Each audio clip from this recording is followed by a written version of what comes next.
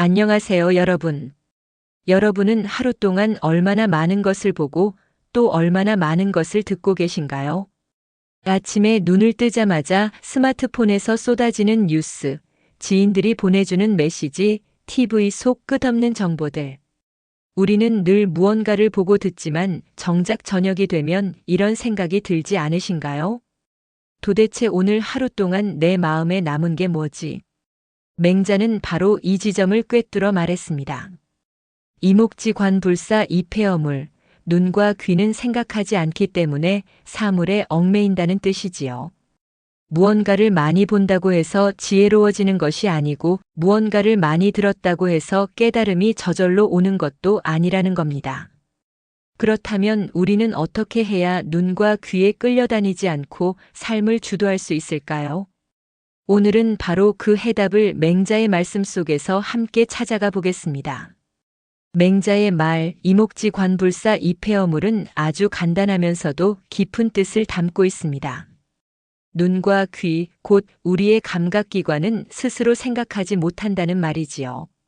단순히 들어온 것을 받아들일 뿐, 그 안에서 무엇이 옳고 그른지, 무엇이 중요한지, 어떻게 내 삶과 연결되는지까지는 판단할 수 없습니다. 생각해 보십시오.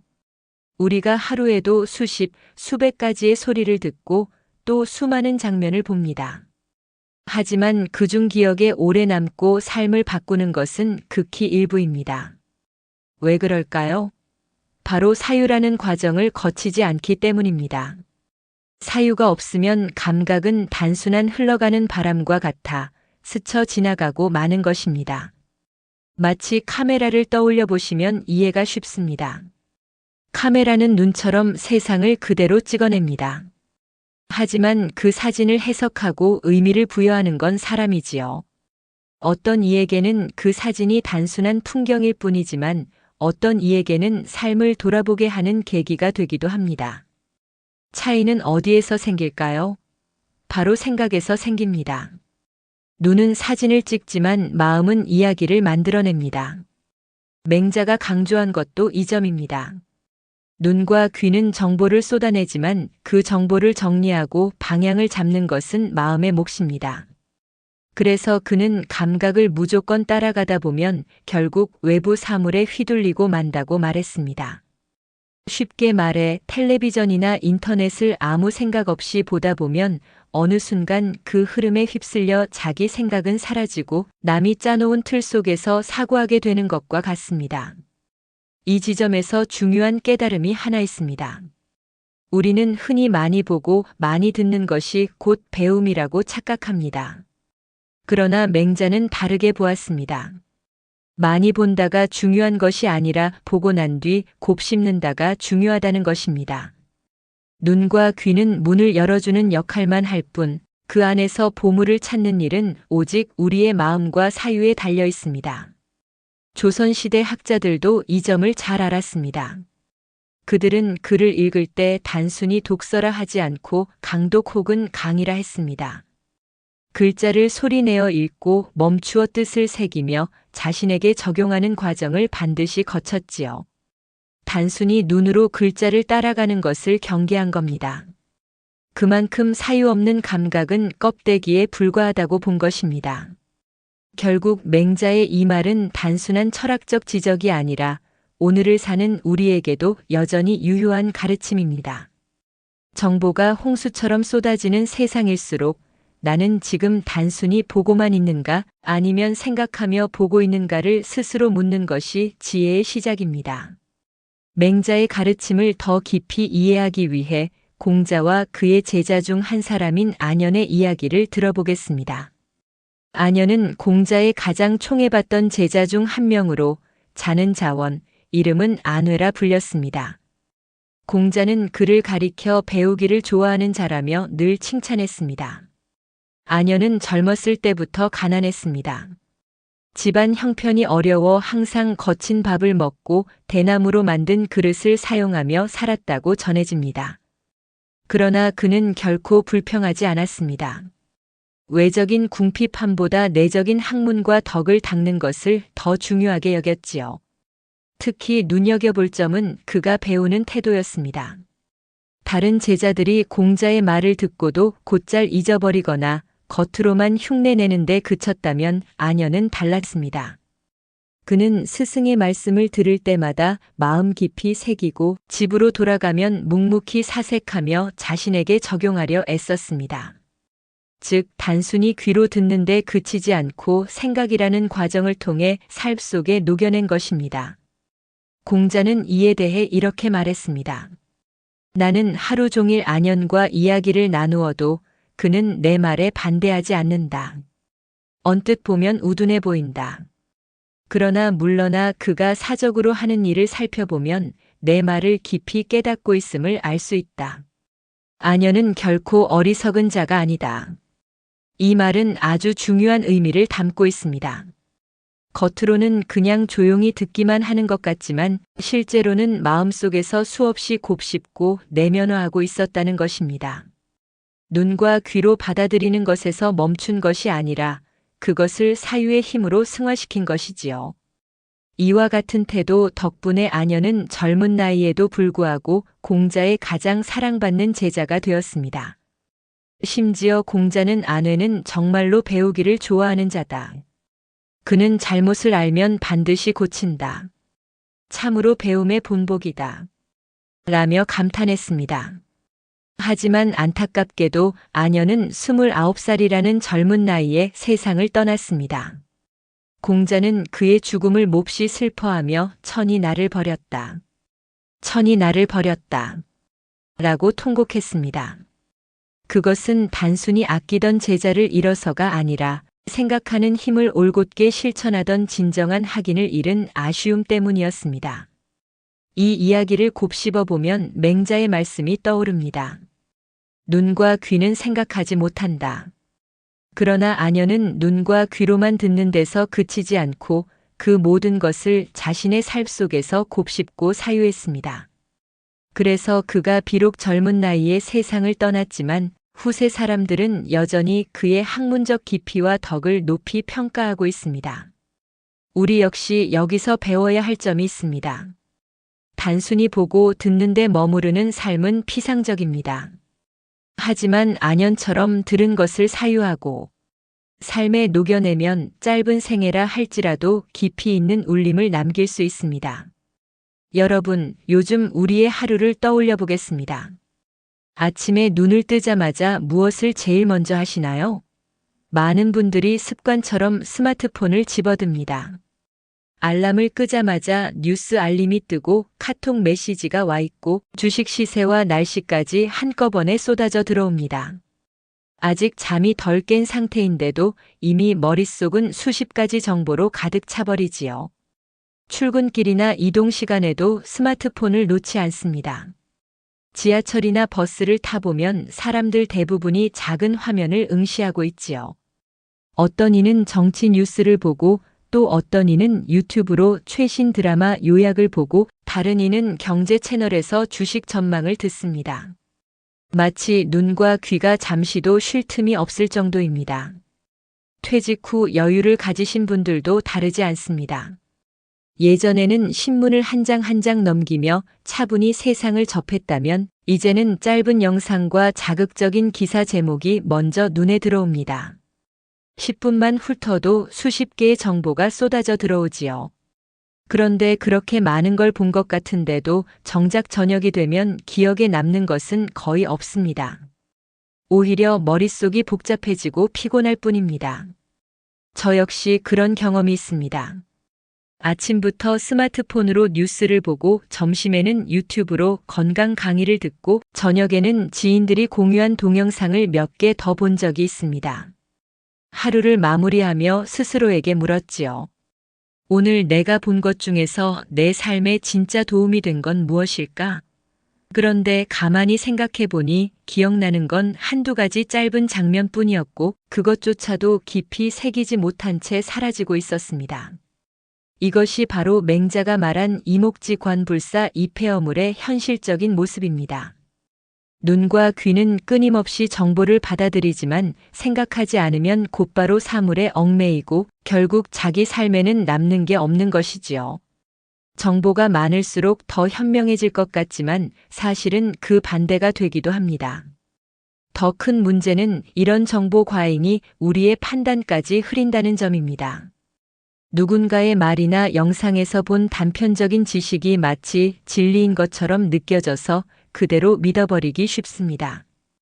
깊이 생각하지 않으면 남이 만들어 놓은 시선에 쉽게 끌려가고 결국 자기 생각을 잃어버리게 되는 것입니다. 그래서 우리는 이제 달라져야 합니다. 스마트폰을 끊으라는 말이 아닙니다. 다만 보고 듣는 것에서 멈추지 말고 반드시 곱씹는 시간을 가져야 한다는 겁니다. 예를 들어 뉴스를 본 뒤에는 이 사건이 내 삶과 어떤 관련이 있을까? 를 질문해 보거나 건강 영상을 본 후에는 이 내용을 어떻게 내 생활 습관에 적용할 수 있을까? 를 스스로에게 묻는 것, 바로 그것이 필요합니다. 맹자가 말한 눈과 귀는 스스로 생각하지 않는다는 가르침은 사실 동양의 전유물이 아닙니다. 서양의 위대한 철학자 소크라테스도 비슷한 통찰을 남겼습니다. 그는 성찰하지 않는 삶은 살 가치가 없다라는 유명한 말을 남겼지요. 이 짧은 한마디가 서양 철학 전체를 흔들 만큼 큰 울림을 주었습니다. 소크라테스는 아테네의 광장에서 늘 사람들과 대화를 나누었습니다. 그는 상대에게 끊임없이 질문을 던졌습니다. 정의란 무엇인가? 지혜란 무엇인가? 참된 행복이란 무엇인가? 단순한 지식을 묻는 것이 아니라 상대가 스스로 생각하게 만들고 자신이 믿고 있던 관념을 되돌아보게 만든 것이지요. 그 과정에서 드러난 건 놀라운 사실이었습니다.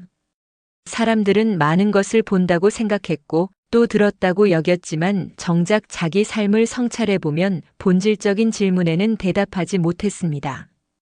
눈과 귀로 들어온 지식은 많았지만 그것을 사유하지 않았기 때문에 결국은 공허했던 것입니다. 이는 맹자가 경계한 감각에 얽매인 삶과 그대로 맞닿아 있습니다. 소크라테스의 삶 자체도 이를 잘 보여줍니다. 그는 아테네 청년들을 깨우쳤다는 이유로 재판을 받게 되었는데 재판정에서도 그는 당당히 이렇게 말했습니다. 나는 하루하루 성찰하며 살았다.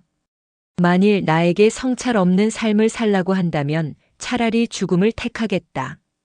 이 얼마나 강렬한 선언입니까? 눈과 귀로 받아들인 것들을 그냥 넘겨버리는 삶은 사실상 삶이 아니다라고 단언한 것이지요. 이 말은 오늘을 사는 우리에게도 깊은 울림을 줍니다. 지금 우리는 그 어느 때보다 많은 것을 보고 듣습니다. 하루에도 수십 개의 뉴스, 수백 개의 영상이 쏟아집니다. 하지만 그 중에서 나는 이 정보를 어떻게 받아들이고 내 삶에 어떤 의미를 둘 것인가?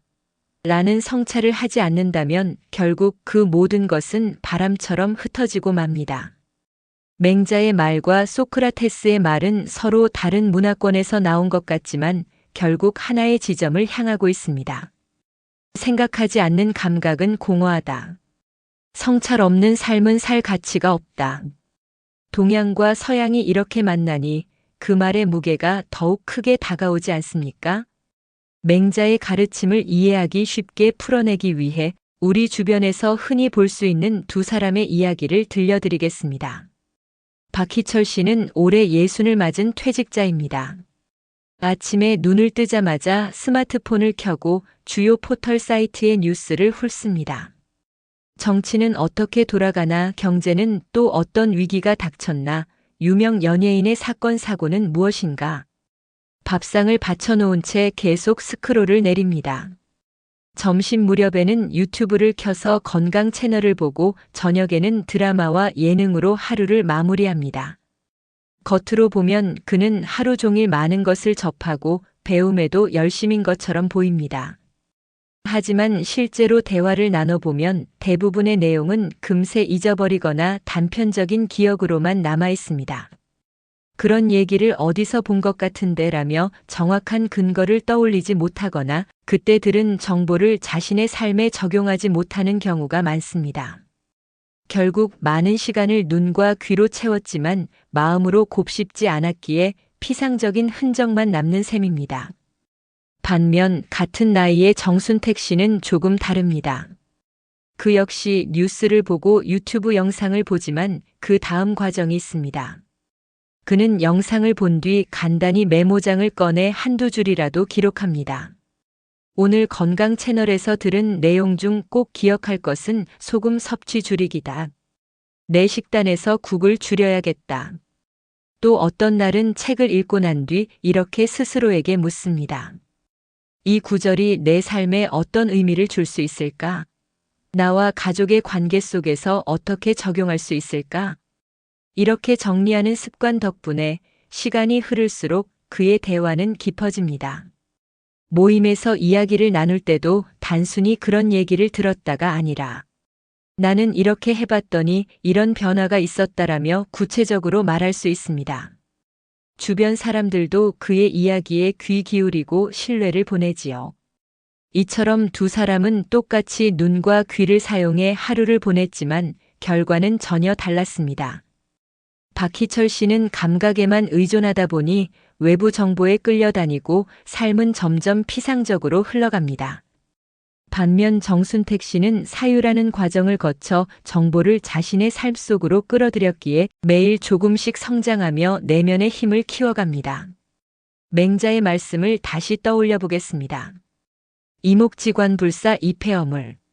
눈과 귀는 스스로 생각하지 못하기 때문에 사물에 얽매인다는 말이지요. 박희철 씨는 감각에 얽매여 흔들렸고 정순택 씨는 생각의 힘으로 감각을 다스린 것입니다. 여러분, 우리도 매일 수많은 정보를 접합니다. 그저 스쳐 지나가게 둘 것인지 아니면 한 번 더 곱씹어 삶의 지혜로 바꿀 것인지는 결국 우리 선택에 달려 있습니다. 두 사람의 다른 길은 바로 우리가 걸어갈 내일의 모습이 될 수 있습니다.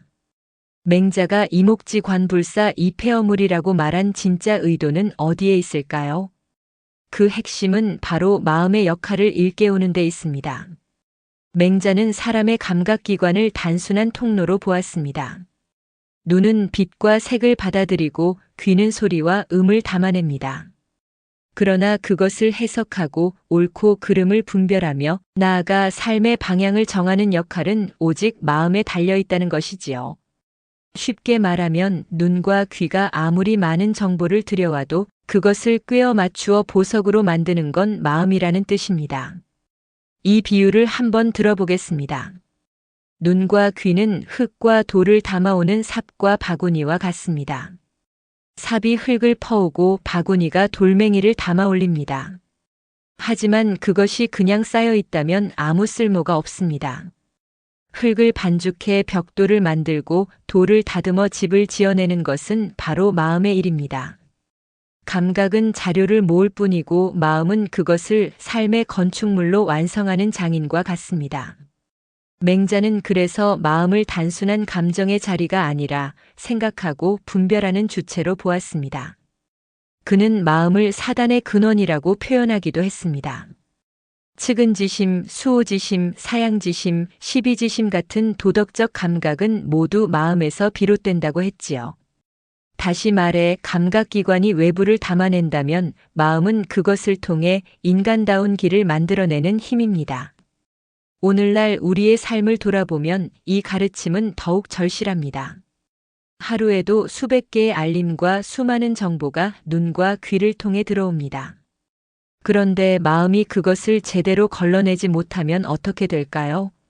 결국 우리는 광고에 흔들리고 자극적인 뉴스에 휩쓸리며 타인의 목소리에만 휘둘리는 삶을 살게 됩니다. 마음이 주인으로 서지 못하면 감각의 노예가 되는 것입니다. 반대로 마음이 주인이 되어 감각을 다스릴 때 삶은 달라집니다. 어떤 영상을 보더라도 이게 내게 어떤 의미가 있을까? 하고 한 번 더 곱씹는다면 그것은 단순한 오락이 아니라 지혜가 됩니다. 누군가의 말을 들을 때도 곧장 반응하는 대신 마음으로 걸러내고 성찰한다면 갈등이 아닌 화해로 이어질 수 있습니다. 맹자가 말한 마음은 바로 이런 역할을 가리킵니다. 눈과 귀가 외부 세계의 창문이라면 마음은 그 창문을 통해 들어온 빛을 해석하고 그림을 완성하는 화가와 같습니다. 창문이 아무리 크더라도 화가가 그림을 그리지 않으면 아무 의미가 없지요. 결국 맹자가 전하고자 했던 메시지는 단순합니다. 눈과 귀는 자료를 모은다. 그러나 진짜 삶을 만드는 것은 마음이다. 우리가 매일같이 보는 것과 듣는 것에 휘둘리지 않고 그것을 가려내어 삶의 지혜로 바꾸는 힘, 바로 그것이 마음의 역할이며 맹자가 강조한 인간다움의 길이었습니다. 여러분, 우리는 지금 인생의 후반전을 살아가고 있습니다.